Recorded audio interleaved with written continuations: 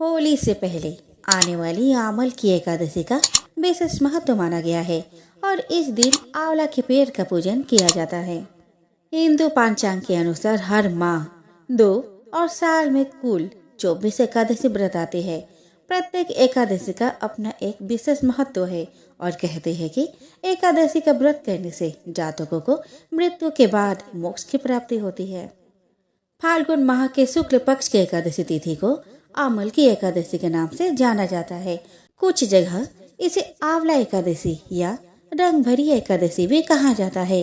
इस दिन भगवान विष्णु के साथ आंवले के पेड़ की पूजा करने का विधान है। धार्मिक मान्यताओं के अनुसार आंवला के पेड़ में भगवान विष्णु का वास होता है। पूजन विधि: आंवला की एकादशी के दिन ब्रह्म मुहूर्त में उठकर स्नान आदि से निवृत्त होने के बाद भगवान विष्णु के समक्ष व्रत का संकल्प लें। आंवले के पेड़ के नीचे भगवान विष्णु की तस्वीर एक चौकी पर स्थापित करें और उनकी विधिवत पूजा करें। श्री विष्णु को रोली, चंदन, अक्षत, फूल, धूप और नैवेद्य अर्पित करें। घी का दीपक जलाएं। इसके बाद भगवान विष्णु को आंवला अर्पित करें। इसके बाद आंवला एकादशी व्रत कथा पढ़े या सुने और आरती करें। द्वादशी को स्नान और पूजन के बाद किसी ब्राह्मण को भोजन कराए और उसे सामर्थ्य के अनुसार दान दे। आंवला की एकादशी की कथा: पौराणिक कथा के अनुसार भगवान विष्णु के नाभि से ब्रह्मा जी की उत्पत्ति हुई।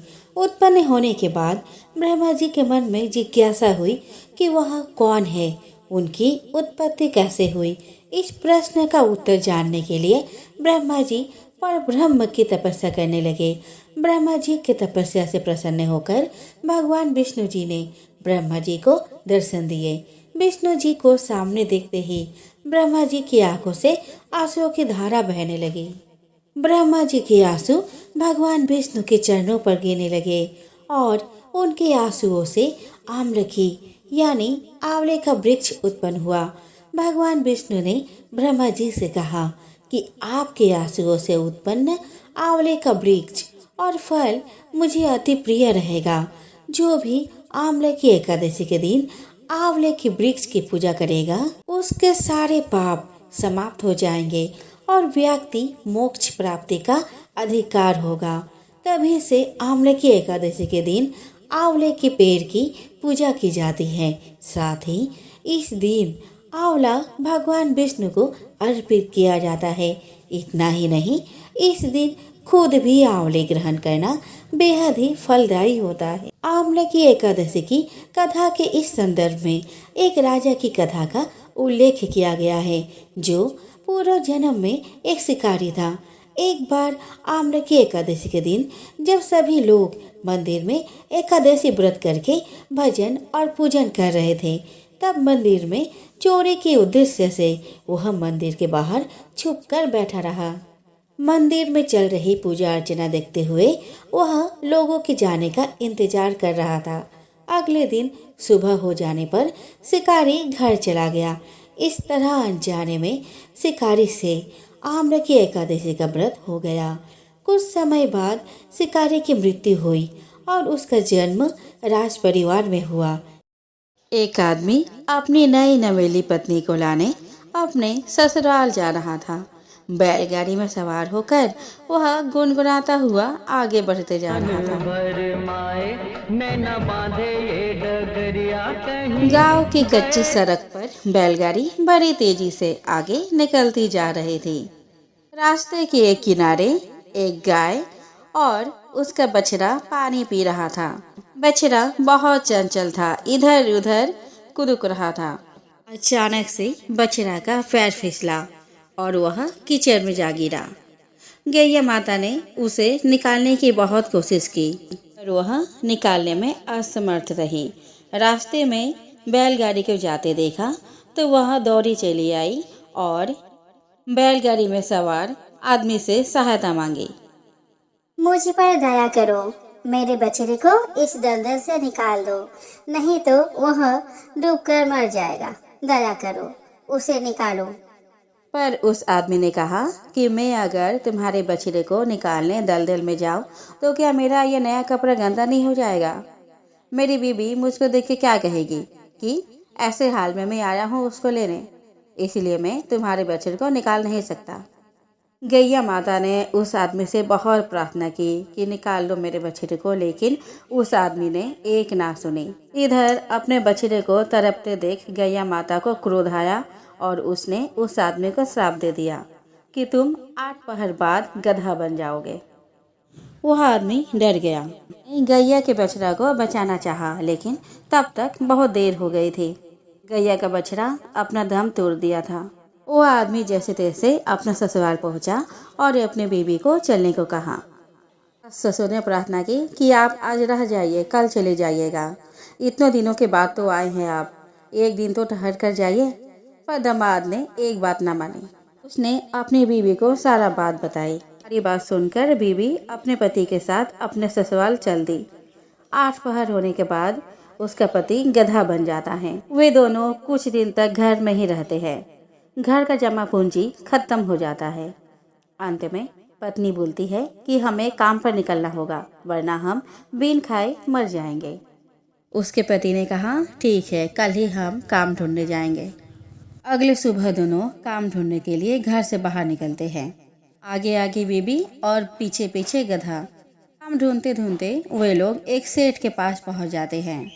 उसकी बीबी सेठ से काम मांगती है कि बाबू मुझे कुछ काम दे दो।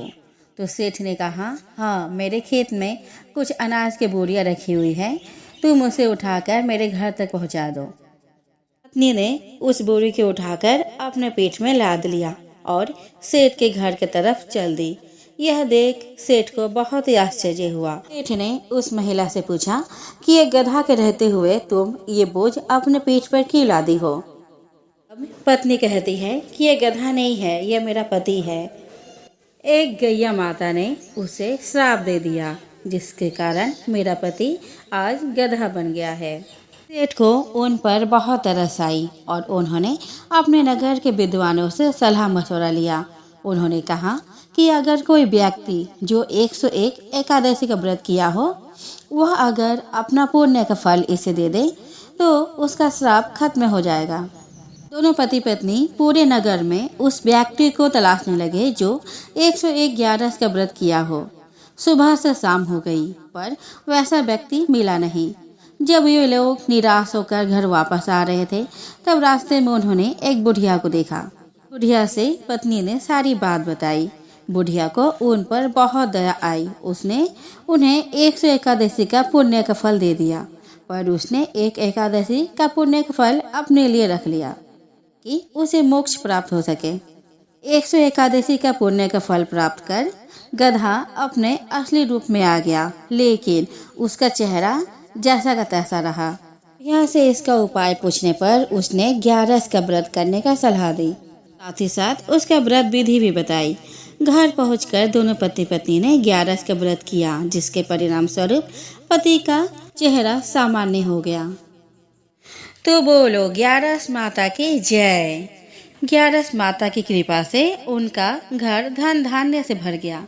हे 11 माता, जैसे आपने इन पर कृपा बरसाई, वैसे ही आप अपने भक्तों पर कृपा बनाए रखना। जोर से बोलो 11 माता की जय। धन्यवाद। तुलसी जी से जुड़ी एक कथा बहुत प्रचलित है। श्रीमद् भगवत पुराण में इनके अवतरण की दिव्य लीला कथा भी बताई गई है। एक बार शिव ने अपने तेज को समुद्र में फेंक दिया था। उससे एक महातेजस्वी बालक ने जन्म लिया। यह बालक आगे चलकर जलंधर के नाम से पराक्रमी दैत्य राजा बना। इसकी राजधानी का नाम जलंधर नगरी था। दैत्यराज कालनेमि की कन्या वृंदा का विवाह जलंधर से हुआ। जलंधर महाराक्षस था। अपनी सत्ता के मद में चूर उसने माता लक्ष्मी को पाने की कामना से युद्ध किया, परंतु समुद्र से ही उत्पन्न होने के कारण माता लक्ष्मी ने उसे अपने भाई के रूप में स्वीकार किया। वहां से पराजित होकर वह देवी पार्वती को पाने की लालसा में कैलाश पर्वत पर गया। भगवान शिव का ही रूप धरकर माता पार्वती के समीप गया, परंतु माँ ने अपने योग बल से उसे तुरंत पहचान लिया और वहां से अंतर्ध्यान हो गई। देवी पार्वती ने क्रोध होकर सारा वृतांत भगवान विष्णु को सुनाया। जलंधर की पत्नी वृंदा अत्यंत प्रतिव्रता स्त्री थी। उसी के प्रतिव्रत धर्म की शक्ति के कारण जलंधर को न मारा जा सकता था और न ही पराजित किया जा सकता था। इसीलिए जलंधर का नाश करने के लिए वृंदा के प्रतिव्रत धर्म को भंग करना बहुत जरूरी था। इसी कारण भगवान विष्णु ऋषि का वेश धारण कर वन में जा पहुँचे, जहाँ वृंदा अकेले भ्रमण कर रही थी। भगवान के साथ 2 मायावी राक्षस भी थे, जिन्हें देखकर वृंदा भयभीत हो गई। ऋषि ने वृंदा के सामने पल भर में ही दोनों को भस्म कर दिया। उनकी शक्ति देखकर वृंदा ने कैलाश पर्वत पर महादेव के साथ युद्ध कर रहे अपने पति जालंधर के बारे में पूछा। ऋषि ने अपने माया जाल से 2 बानर प्रकट किए। एक बानर के हाथ में जलंधर का सिर तथा दूसरे के हाथ में धड़ था। अपने पति का यह दशा देख वृंदा मूर्छित होकर गिर पड़ी। होश में आने पर उन्होंने ऋषि रूपी भगवान से विनती की कि वह उसके पति को जीवित करे। भगवान ने अपने माया से पुनः जलंधर का सिर धड़ से जोड़ दिया, परंतु स्वयं भी उसी शरीर में प्रवेश कर गए। वृंदा को इस छल का जरा भी आभास न हुआ। जलंधर बने भगवान के साथ वृंदा प्रतिव्रता का व्यवहार करने लगी, जिससे उसका सतीत्व भंग हो गया। ऐसा होते ही वृंदा का पति जलंधर युद्ध में हार गया। इस सारी लीला का जब वृंदा को पता चला तो उसने क्रोध होकर भगवान विष्णु को पत्थर का होने का श्राप दे दिया तथा स्वयं सती हो गई। जहाँ वृंदा भस्म हुई वहाँ तुलसी का पौधा उगा। भगवान विष्णु ने वृंदा से कहा, हे वृंदा, तुम अपने सतीत्व के कारण मुझे लक्ष्मी से भी अधिक प्रिय हो गई हो। अब तुम तुलसी के रूप में सदा मेरे साथ रहोगी। जो मनुष्य भी मेरे शालिग्राम रूप के साथ तुलसी का विवाह कराएगा उसे इस लोक और परलोक में विपुल यश प्राप्त होगा। एक समय की बात है कि विष्णु भगवान का विवाह लक्ष्मी जी के साथ निश्चित हो गया। विवाह की तैयारी होने लगी। सभी देवताओं को निमंत्रण भेजे गए, परंतु गणेश जी को निमंत्रण नहीं दिया गया। कारण जो भी रहा हो, अब भगवान विष्णु की बारात जाने का समय आ गया। सभी देवता अपने पत्नियों के साथ विवाह समारोह में आए।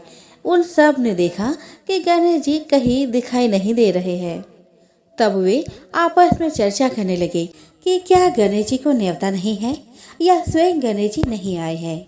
सभी को इस बात पर आश्चर्य होने लगा। तभी सबने विचार किया कि विष्णु भगवान से ही इसका कारण पूछा जाए। विष्णु भगवान से पूछने पर उन्होंने कहा कि हमने गणेश जी के पिता भोलेनाथ महादेव को न्योता भेजा है। यदि गणेश जी अपने पिता के साथ आना चाहते हैं तो आ जाते। अलग से न्योता देने की कोई आवश्यकता भी नहीं थी। दूसरी बात यह है कि उनको 1.25 मन मूंग, 1.25 मन चावल, 1.25 मन घी और 1.25 मन लड्डू का भोजन दिन भर में चाहिए। यदि गणेश जी नहीं आएंगे तो कोई बात नहीं, दूसरे के घर जाकर इतना सारा खाना पीना अच्छा भी नहीं लगता। इतनी वार्ता कर ही रहे थे कि किसी एक ने सुझाव दिया, यदि गणेश जी आ भी जाए तो उनको द्वारपाल बनाकर बैठा देंगे कि आप घर का ध्यान रखना। आप तो चूहे पर बैठकर धीरे धीरे चलोगे तो बारात से बहुत पीछे रह जाओगे। यह सुझाव भी सबको पसंद आया तो विष्णु भगवान ने भी अपनी सहमति दे दी। होना क्या था कि इतने में गणेश जी वहां आ पहुंचे और उन्हें समझा बुझाकर घर की रखवाली करने बैठा दिया गया। बारात चल दी। तब नारद जी ने देखा कि गणेश जी तो दरवाजे पर ही बैठे हुए हैं, तो वे गणेश जी के पास गए और रुकने का कारण पूछा। गणेश जी कहने लगे कि विष्णु भगवान ने मेरा बहुत अपमान किया है। नारद जी ने कहा कि आप अपने मूषक सेना को आगे भेज दें तो वह रास्ता खोद देगा, जिससे उनके वाहन धरती में धंस जाएंगे। तब आपको सम्मान पूर्वक बुलाना पड़ेगा ही। अब तो गणेश जी ने अपनी मूषक सेना जल्दी से आगे भेज दी और उसकी सेना ने जमीन को खोखला कर दिया। जब बारात वहां से निकली तो रथों के पहिए धरती में धंस गए। लाख कोशिश करे परंतु पहिए नहीं निकले। सभी ने अपने अपने उपाय किए, परंतु पहिए तो नहीं निकले, बल्कि जगह जगह से टूट गए। किसी की समझ में नहीं आ रहा था कि अब क्या किया जाए। तब तो नारद जी ने कहा, आप लोगों ने गणेश जी का अपमान करके अच्छा नहीं किया। यदि उन्हें मनाकर लाया जाए तो आपका कार्य सिद्ध हो सकता है और यह संकट टल सकता है। शंकर भगवान ने अपने दूत नंदी को भेजा और वे गणेश जी को लेकर आए। गणेश जी का आदर सम्मान के साथ पूजन किया। तब कहीं रथ के पहिए निकले। अब रथ के पहिए निकल तो गए, परंतु वे टूट फूट गए, तो उन्हें सुधारे कौन। पास के खेत में एक हाथी काम कर रहा था। उसे बुलाया गया। हाथी अपना कार्य करने के पहले श्री गणेशाय नमः कहकर गणेश जी की वंदना मन ही मन करने लगा। देखते ही देखते हाथी ने सभी पहियों को ठीक कर दिया। तब हाथी कहने लगा कि हे देवताओं, आपने सर्वप्रथम गणेश जी को नहीं मनाया होगा और ना ही उनकी पूजा की होगी, इसलिए तो आपके साथ यह संकट आया है। हम तो मूर्ख अज्ञानी हैं, फिर भी पहले गणेश जी को पूजते हैं, उनका ध्यान करते हैं। आप लोग तो देवता गण हैं, फिर भी आप गणेश जी को कैसे भूल गए। अब आप लोग भगवान श्री गणेश जी की जय बोल कर जाए तो आपके सब काम बन जाएंगे और कोई संकट भी नहीं आएगा। ऐसा कहते हैं कि बारात वहां से चल दी और विष्णु भगवान का लक्ष्मी जी के साथ विवाह संपन्न करा के सभी सकुशल घर लौट आए। गणेश जी, जैसे आपने विष्णु जी के काम सिद्ध किए, वैसे सबका करना। एक बार की बात है, राजा बलि समय बिताने के लिए एकांत स्थान पर गधे के रूप में छिपे हुए थे। देवराज इंद्र उनसे मिलने के लिए उन्हें ढूंढ रहे थे। एक दिन इंद्र ने उन्हें खोज निकाला और उनके छिपने का कारण जानकर उन्हें काल का महत्व बताया। साथ ही उन्हें तत्व ज्ञान का बोध कराया। तभी राजा बलि के शरीर से एक दिव्य रूपात्मा स्त्री निकली। उसे देखकर इंद्र ने पूछा, दैत्यराज, यह स्त्री कौन है? देवी, मानुषी अथवा असुरी शक्ति में से कौन सी शक्ति है? राजा बलि बोले, देवराज, यह देवी तीनों शक्तियों में से कोई नहीं है, आप स्वयं पूछ ले। इंद्र के पूछने पर वह शक्ति बोली, देवेंद्र, मुझे ना तो दैत्यराज बलि जानते हैं और न ही तुम या कोई अन्य देवगण। पृथ्वी लोक पर लोग मुझे अनेक नामों से पुकारते हैं, जैसे श्री, लक्ष्मी आदि। इंद्र बोले, देवी, आप इतने समय से राजा बलि के पास है, लेकिन ऐसा क्या कारण है कि आप इन्हें छोड़कर मेरी ओर आ रही है? लक्ष्मी जी बोली, देवेंद्र, मुझे मेरे स्थान से कोई भी हटा या डिगा नहीं सकता है। मैं सभी के पास काल के अनुसार आती जाती रहती हूँ। जैसा काल का प्रभाव होता है, मैं उतने ही समय तक उसके पास रहती हूँ। अर्थात मैं समय के अनुसार एक को छोड़कर दूसरे के पास निवास करती हूँ। इंद्र बोले, देवी, आप असुरों के यहाँ निवास क्यों नहीं करती? लक्ष्मी जी बोली, देवेंद्र, मेरा निवास वही होता है जहाँ सत्य हो, धर्म के अनुसार कार्य होते हो, व्रत और दान देने का कार्य होते हो। लेकिन असुर भ्रष्ट हो रहे हैं। ये पहले इंद्रियों को वश में कर सकते थे, सत्यवादी थे, ब्राह्मणों की रक्षा करते थे, पर अब इनके ये गुण नष्ट होते जा रहे हैं। ये तप उपवास नहीं करते, यज्ञ, हवन, दान आदि से इनका कोई संबंध शेष नहीं है। पहले ये रोगी, स्त्रियों, वृद्धों, दुर्बलों की रक्षा करते थे, गुरुजन का आदर करते थे, लोगों को क्षमादान देते थे। लेकिन अब अहंकार, मोह, लोभ, क्रोध, आलस्य, अविवेक, काम आदि ने इनके शरीर में जगह बना लिया है। ये लोग पशु तो पाल लेते हैं, लेकिन उन्हें चारा नहीं खिलाते, उनका पूरा दूध निकाल लेते हैं और पशुओं के बच्चे भूख से चित्कार करते हुए मर जाते हैं। ये अपने बच्चों का लालन पालन करना भूलते जा रहे हैं। इनमें आपसी भाईचारा समाप्त हो गया है।